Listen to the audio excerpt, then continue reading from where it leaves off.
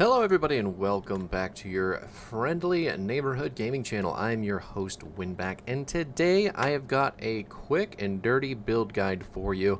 But this is, however, a YouTube video, so feel free to like, maybe comment, maybe subscribe with the white hot intensity of 1,000 suns as we get started today.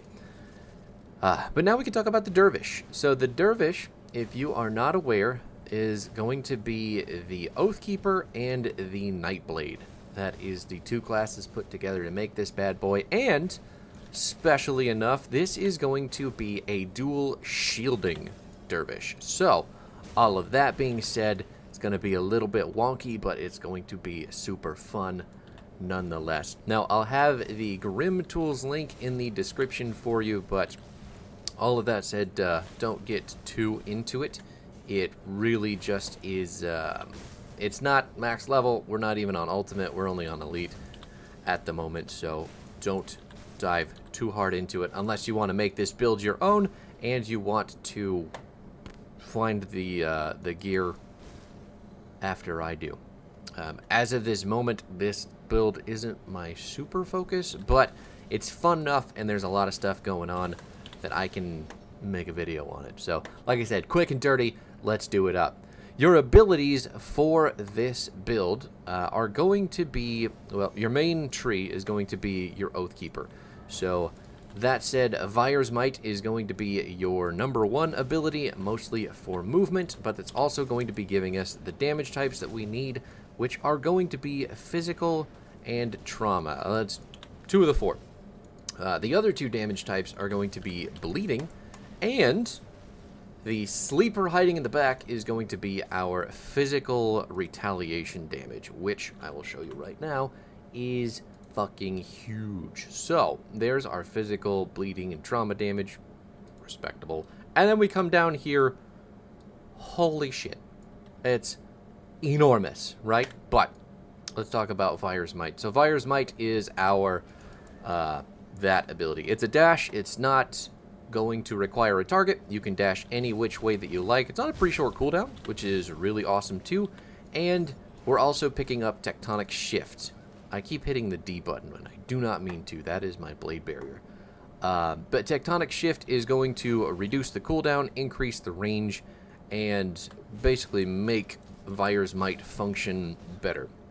So Vire's Might does a lot of damage. It does all the right kinds of damage, and that is a big part of why we want it. But couple that with the, what is this called? Seismic Leap. And we have a very, very mobile Dervish. So those 2 abilities together, really helpful for getting around the map. Faster than just walking, obviously, but also Vire's Might, super strong, and a cornerstone ability for this build. The next active ability is going to be Judgment. That is this big vacuum circular ability that you're seeing. It's going to yank bad guys towards us, do physical and trauma damage to them, and then knock them down. We're also going to be taking the Heart of Wrath modifier for this ability because Heart of Wrath is going to add retaliation. Well, it's going to add retaliation damage to the attack that it, or that Judgment does. So it's taking some of our retaliation damage and turning that into damage for Judgment. So I don't know. I definitely haven't made a build so far that uses retaliation damage as attack. So if it sounds like I don't know what I'm talking about, I apologize. I do actually know what I'm talking about, but I just don't play that type of build very often, and this seemed like the best opportunity. Which, as it turns out, I was totally right. It's fucking awesome. But since we have, obviously, so much physical retaliation damage in this build, it is a lot of damage coming out through Judgment. Who's healing you? No, none of that. You're not healing yourself, are you? Oh, you're vampiric. That would be why. Goodbye, forever. I hate you. You got money. Damn. Ooh, nutty stash. Right, where were we? Talking about Heart of Wrath. I mean, that's really it. Heart of Wrath is just there to buff Judgment, and it does a very good job at doing that, and it couples really well with all of our devotion and gears. Our gear and devotions. Man, talking and reading and playing all at the same time is really hard. But that is it for actives on the Oathkeeper side. Just Judgment, just Fire's Might. Those are the only two. So let's talk about passives. Passively, we got Safeguard, which is available right at level 1 for the Oathkeeper. But Safeguard is going to add flat physical damage to your boy here, and it's also going to increase some armor. But the caveat to this is that you have a shield. So since we have two, we kind of have two shields. But since we have the shield for the requirement, it is a good take. Physical damage is really helpful for this build, and you know, why not? We're getting a lot of points into it anyway through gear and through sheer force of will. But yeah, it's good. It's good.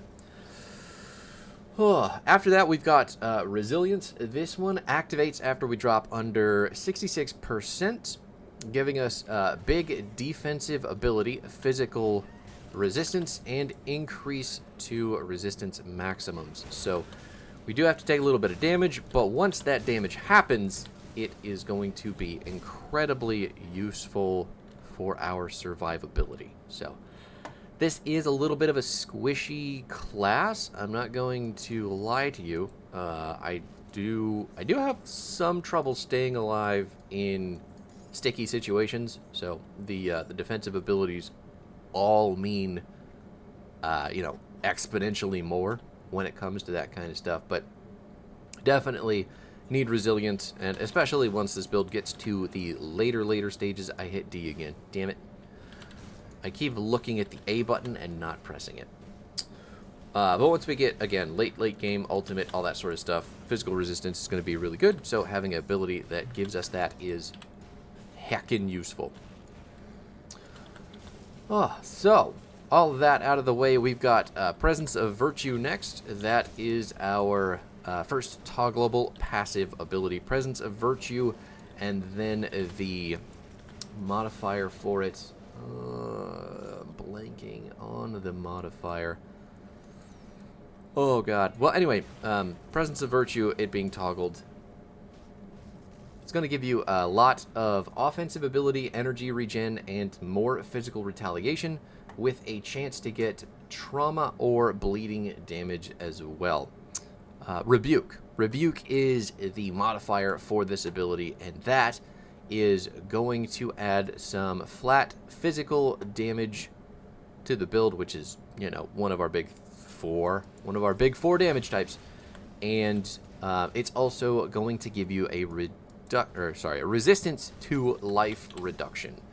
Life reduction is a percentage health damage that some enemies can do, so having that resistance is really, really helpful. But yeah, it's also going to buff all of retaliation damage. Now I actually need to use the button because I'm being interrupted. And I need you to stop, sir. I need you to just go away. This is interrupting me while I was just standing in that puddle. Ugh, hate it. Hate it.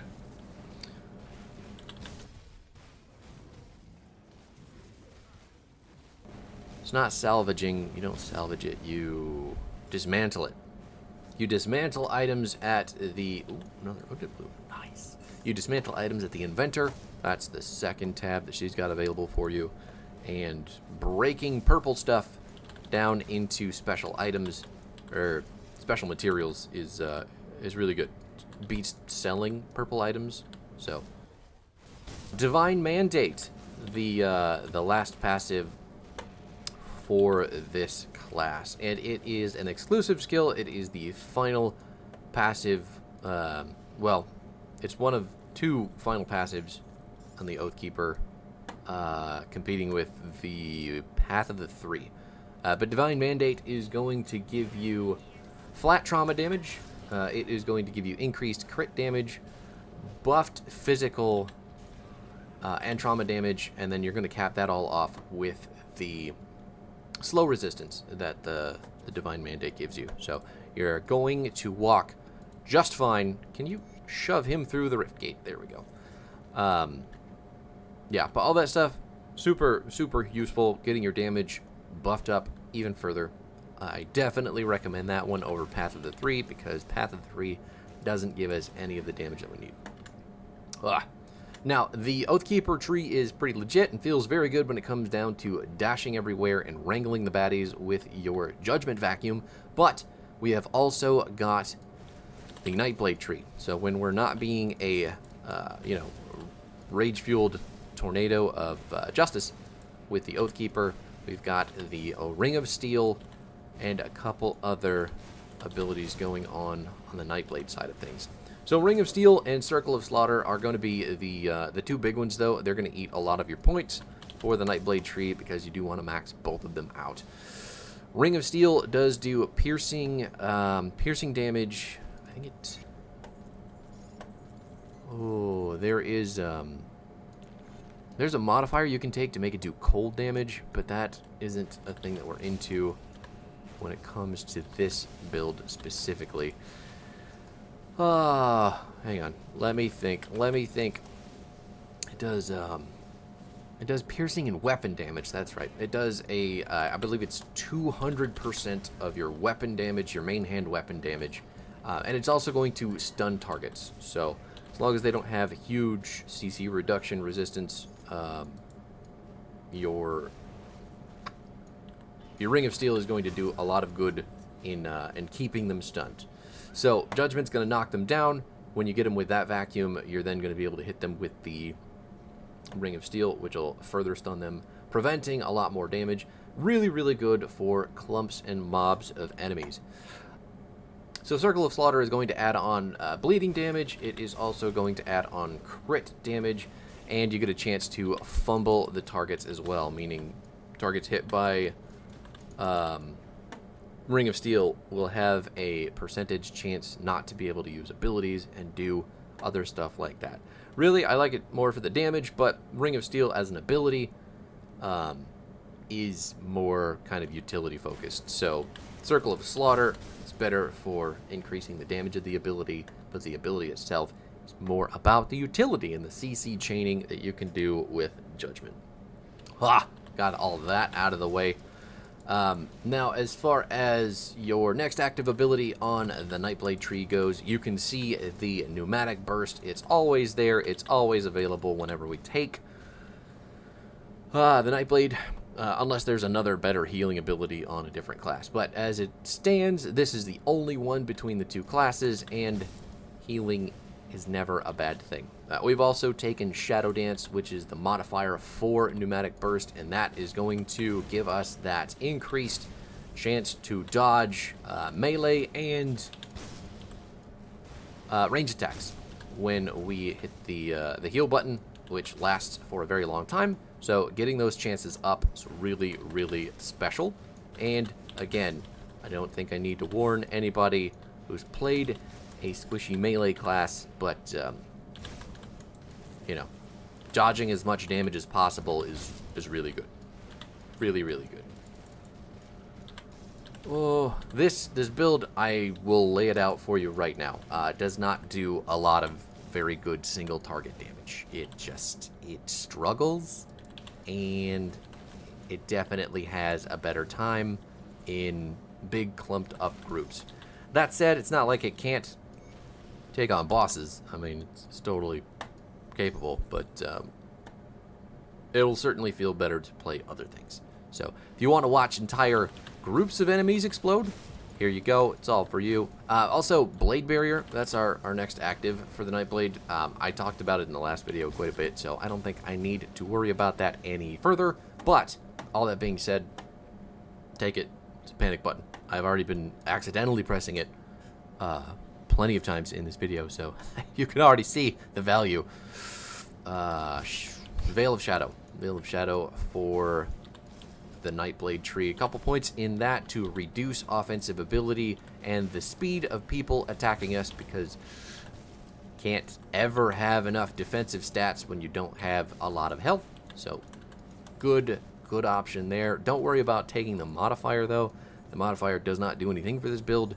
So that's it for the Nightblade tree, the Oathkeeper tree as well. All the skills are out of the way, so we can talk devotions because we've got all of those points done right now. So let's start with the outer ring for devotions. Devotions are going to be Vire the Stone Matron and Obelisk of Ben here. Both of those going to give some decent defensive stats, and they're also going to give us all of the damage types that we're looking for, that we're after. So the physical, the trauma, the bleeding, all that stuff. And in the case of Vire the Stone Matron, we get a really cool active. I'm pretty sure it's 20% chance when we get hit, not when we do the attacking. But when we get hit, we are going to basically you see a big stone fist shoot up out of the ground, and that is going to do a bunch of damage. But it is also going to petrify the people that get hit. So they're going to turn to stone. They're basically stunned out of their gourds, and it is really cool for all the passive stats that I'm getting from the Obelisk Men here. It's not bad, and it meshes well enough with the rest of our build that nothing else really struck me as useful. So yeah. The next lineup of devotions is going to be Rowan's Scepter, the Harvestman's Scythe, part of Ulo, the Keeper of the Waters, and Shield Maiden. How could I forget Shield Maiden? Shield Maiden being, all about the block chance increase, also giving us some of those sweet internal trauma and physical retaliation stats. But yeah, so Shield Maiden, obviously, we're a build with 2 shields. We can't not have that. Just how it goes. But Rowan's Scepter is a little bit deceptive in terms of how you get to use it. So your double shield build here isn't actually a double shield build. Your right-handed shield, since there's only a couple of them, they're actually classified as maces. So because we're technically using a mace, we can technically use Rowan's Scepter because it requires that you have a mace. There's no ability on Rowan's Scepter. It's just really giving you tons of, damage that we need, as well as a lot of good defensive stats. So it's going to keep you alive, going to keep you happy, and we can use it because we're actually using a mace instead of what it looks like we're using, which is a shield. The game is made the way that it is. I'm not going to argue. Lets me do what I want to do. Yeah. So, Harvestman's Scythe is the next one. This one is really just a ball of passive, kind of a regen and defensive stats. You get a lot of health and energy back, which is, energy is really important on this build because it's mostly combo based, and you're going to be burning through a lot of energy. That said, as far as I can tell so far, the Harvestman's Scythe and the gear that we have on is giving us enough of the energy and the energy regen to really not have to worry about just slamming these buttons all the time, which is fantastic. All that I've ever wanted is to never run out of energy, so I can appreciate the freedom that I get from that. Whew. Let's see, what was the other one? Oh, right, part of Ulo. Ulo, I took just the 3 points in that because I had 3 points left over after getting everything that I really wanted. But Ulo gave us resistance for poison acid as well as elemental resistances. So there's a lot of stuff that's good about that constellation, but I only took the resistance parts of it because, I wanted to. That's what I was going to go with. So the final, the base tier brackets for devotions, we're going to use, we're going to use Bull, we're going to use Targo's Hammer, Wraith, Scarab, and Stag. So each of those in their own way is going to be providing either the damage types that we need, defensive stats that we need, or Scarab is cool because it's giving you some more, shielding block stuff. Bull is good because it gives you that that passive ability for some more internal trauma damage, but the others are, I mean, they're good stat balls, but it's not the end of the world if you find one that you like better. Now, that is it for devotions. Really quick and dirty again. Lastly, though, we've got the gear. There is 4. Is there 4? No, there's 5 pieces of gear that will actually matter at this stage of the game. And 2 of those are going to be your shield and your other shield. Your right-handed shield is going to be the totally normal shield. It is a great name. Never talk about how you can think of something better. But the totally normal shield is really easy to find, but it is located in a specific area. You can't get it through drops. It is not possible to pick it up from an enemy drop. You have to go get it from a hidden location in the Conclave of the Three, which is right off the right side of the Rift Gate. So, when you have the chance, what you'll want to do is talk to the emissary. You don't have to do the missions in the Forgotten Gods part of the game, but you'll want to at least get that portal opened, go down to the Rift Gate, and off to the right is a little hidden path that will take you to some pots and a chest. So break all that stuff, the shield will drop out, you'll be like, oh my god, what is this purple item? You can't use it until you're 50 for the first shield. But this shield does exist in the same place on each difficulty, so I have currently got the Elite version, which is usable at level 75, and once we go up to Ultimate, I will pick up the Mythical version, which is, I don't actually remember what, I don't remember what the level requirement for that one is, but the first one, level 50, you can pick it up, so you'll have to go through most of the game without that shield, but that's fine. I mean, normal up to 50 is really easy. I wouldn't expect anyone to have a hard time with that. Anyway, the shield itself is going to be doing physical damage. It's going to give us a big chunk of physical damage, as well as adding more on with the ability itself. And then after that, it is going to be providing +1 to all skills in the Oathkeeper. So on top of that, you also get +3 to Safeguard, which is adding even more physical damage passively through your Oathkeeper tree. Given that you can get this shield basically right away, there's really no reason to pick up the other ones. Unless you want to make a build around the other ones, in which case, I'd do it up, man. But yeah, so the second shield that we're working with here is called the Final Stop. Final Stop is a legendary shield that comes with an active that goes by the same name. But Final Stop also gives the Oathkeeper +1 to all skills. So between those two shields, we've got +2 to all skills. It's pretty fantastic. Well, if I'm being honest, the as the build goes further on, once you get to level 94, you have the opportunity to switch from the mythical Final Stop to the Grey Knight. So the Grey Knight is a shield that goes out of the way to passively buff Judgment, which is amazing. It also gives you 10% physical resistance, which is also incredibly good for the late game. And the shield, I think, is going to be better for me. But the mythical Final Stop does everything that this Final Stop does while letting you keep the active, letting you basically just get more stats at a sooner level. I think you get mythical Final Stop at level 82 or 84. So maybe you just take Final Stop, the mythical version, up to 94, where you can use the Grey Knight and switch them out. But right up until 94, I think Final Stop is the way to go.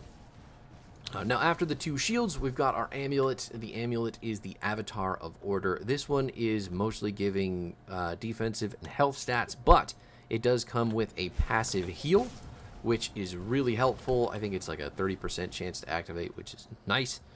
Never ever underestimate a passive heal. That stuff is worth its weight in gold. But +1 to all skills in Oathkeeper. So with the 2 items that we have, as well as the amulet, we've got +3 to everything in Oathkeeper. And considering that is our main tree, that's where most of our stuff is, that +3 is huge. Just absolutely enormous.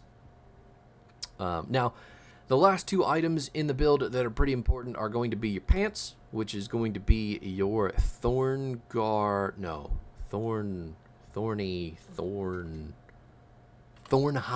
leg guards. These are going to be giving you a huge chunk of physical retaliation damage, which, you know, I don't have to tell you is the biggest stat that we have going for us at the moment. But more than that, they're also giving you a passive. When enemies die around you, you have a 30% chance to get, I think it's like an 80% buff to all of your retaliation damage, which is fantastic. So the only thing that's really kind of disappointing... Can I get out of the building, please? The only thing that's disappointing about this... about the pants is that they give you +2 to Retribution. Retribution is an auto attack, or not an auto attack. It's a modifier for the Righteous Fervor ability, and Righteous Fervor is an auto attack modifier. And since we're mostly a combo build, we don't do a lot of auto attacking. I mean, I guess we could if we're fighting bosses, but even then, I don't feel like that's worth it. So it's a little bit sad that Retribution is the point, the skill that those pants are buffing, but at the same time, not going to fret about it because the rest of the stats from the pants are really, really good. And then lastly, there is the relic. The relic is called Reckoning. Reckoning is going to... it's going to give us a lot of... well, mine specifically, I think it always does this, but it always gives you pierce resistance. And I was hurting for pierce resistance before I got the Reckoning done, but now that I have it, we're going to straight up to 21% over maximum. It is pretty gross how good that pierce resistance is from a relic. So, on top of that, the relic is also full of stats that we need. It's going to give you a flat physical damage, increased shield block amount, so your shield blocks more damage. Hello? Oh my god, you're hard to kill, huh? Everything's hard to kill when I have to punch it. But yeah, other than that, it's going to buff our retaliation damage. Again, really, really big deal there. And then it's going to give us a skill that's basically a coin flip on doing physical damage to attackers, while also reducing their physical resistance. And since at least a quarter of our kit is really zoned in on that internal trauma damage, reducing physical resistance is really, really wicked good. Now, that is it for the gear. Everything, there's only 5 pieces, like I said, that really matter at this point. I got a lot of purple stuff on right now, but ultimately it's not helping me kill bosses, so some of it is definitely going to get weeded out, changed as this build goes on. This is the only video I'm going to do on this build, unless I just get an absolute hankering to play it in Ultimate, but I do have some other stuff planned, so that's going to be on the back burner, at least for a while. Unless you want to see more of this, feel free to let me know in the comments down below. But apart from that, I am out of here, guys. Peace out. Have fun. See you next time.